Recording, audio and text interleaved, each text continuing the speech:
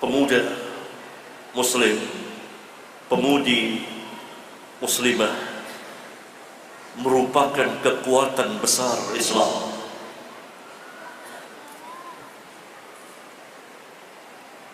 Karena itu Sayyidul Anbiya wal Mursalin, penghulunya para nabi dan rasul, nabi kita yang mulia Muhammad sallallahu alaihi wasallam dikelilingi oleh pemuda. Malik bin Huwairits radhiyallahu taala anhu datang dari Yaman bersama 20 orang pemuda sebaya duduk di majelis Rasulullah sallallahu alaihi wasallam belajar bersama berapa orang pemuda selama kurang lebih 20 malam, 20 hari belajar. Mereka syabab, pemuda. Mereka yang meriwayatkan hadis Nabi yang mulia sallallahu alaihi wasallam. Malik bin Huwairits ini yang meriwayatkan sabda Nabi sallallahu alaihi wasallam yang sangat terkenal, "Sallu kama ra'aitumuni usalli." Salatlah kamu seperti kamu melihat aku salat. Seperti kamu melihat salatku. Hadis sahih dikeluarkan oleh Imam Al-Bukhari. Pemuda dan pemuda lain. Bahkan sebelum Rasulullah SAW, Nabi Musa, Nabi yang mulia alaihi salatu wassalam, didampingi oleh pemuda Yusha bin Nun. Dan kita dengar kisah Ashabul Kahfi, orang-orang yang kuat akidahnya, mempertahankan tauhidnya. Pemuda merupakan kekuatan besar Islam. Tapi pemuda yang berjalan dalam kehidupan dunia yang fana, yang rusak dan terlaknat ini, dengan menghambakan diri di hadapan Allah. Pemuda yang Nabi SAW sabdakan kepadanya seperti Abdullah bin Umar, "Kun fid dunya ka'annaka gharibun aw 'abirus sabil." Bukan pemuda-pemuda seperti sebagian dari kaum muslimin dan pemudi-pemudinya, sebagian pemudinya yang menghabiskan masa mudanya untuk berpoya-poya di dalam kemaksiatan kepada Allah. Syiar mereka, wahyu dari iblis.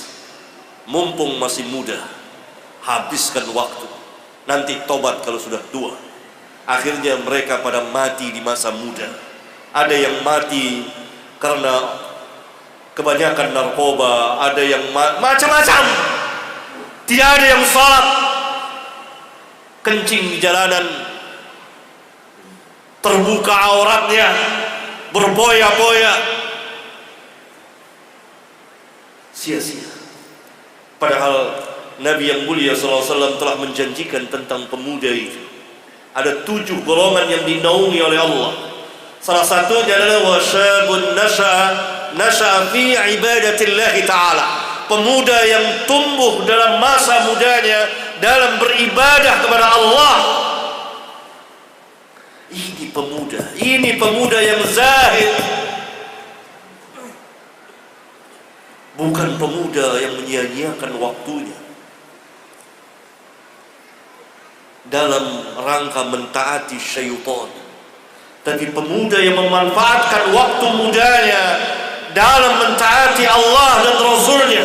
Dia mentauhidkan Allah, dia mengerjakan perintah Allah, menjauhi larangan Allah. Yani wasyabun nasha'a fi ibadatillahi ta'ala. Pemuda yang tumbuh dalam masa mudanya dalam beribadah kepada Allah. Ini pemuda, ini kekuatan besar Islam. Karena itu para sahabat pun dikelilingi oleh pemuda tabi'in, dan tabi'in dikelilingi oleh pemuda tabi'ut tabi'in. Mereka menimba ilmu, belajar. Luar biasa pemuda itu. Itulah masa depan Islam. Oleh karena itu kaum salaf, ikhwan perhatikan ini, kaum salaf itu sangat bersemangat mendidik para pemuda. Mereka mengkhususkan mendidik para pemuda itu, karena para pemuda ini masa depan Islam. Oleh karena itu, sebagian dari mereka kaum salaf mengatakan bahwa salah satu nikmat terbesar bagi pemuda adalah dia berteman, bersahabat dengan ahli ilmu. Itu nikmat yang luar biasa. Karena itu sering saya katakan di majelis-majelis ilmu, pemuda itu dilihat di mana dia duduk dan kepada siapa dia duduk. Kalau di mana dia duduk di majelis ahli ilmu dan dia duduk di hadapan ahli ilmu, ahlus sunnah wal jamaah, dia belajar Alkitab dan sunnah ala fahmi salafil ummah, maka dia menjadi saf terdepan, dia berada di saf terdepan yang membela Islam. Tapi kalau dia duduk bersama ahli maksiat, orang-orang yang durhaka, tempat-tempat maksiat, di hadapan orang-orang yang durhaka, pembuat maksiat dan ahli bid'ah, maka dia saf terdepan yang membela kedurhakaan kepada Allah, saf terdepan yang membela kemaksiatan, saf terdepan yang membela bid'ah. Pemuda itu dilihat di mana dan kepada siapa dia duduk. Saya katakan ini karena saya melihat, membaca perkataan sebagian kaum salaf, sebagian dari nikmat, yakni di antara nikmat yang Allah berikan kepada pemuda ketika dia dipertemankan, bersahabat kepada ahli ilmu, kepada ahlus sunnah,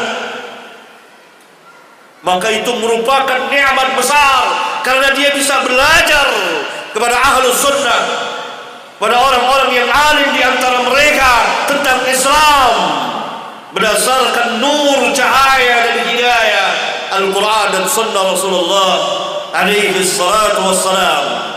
Karena itu kita ajak pemuda-pemuda kita untuk duduk di majelis ahli ilmu, ahlus sunnah wal jamaah, dan kita didik mereka agar mereka mentaati Allah dan Rasul-Nya.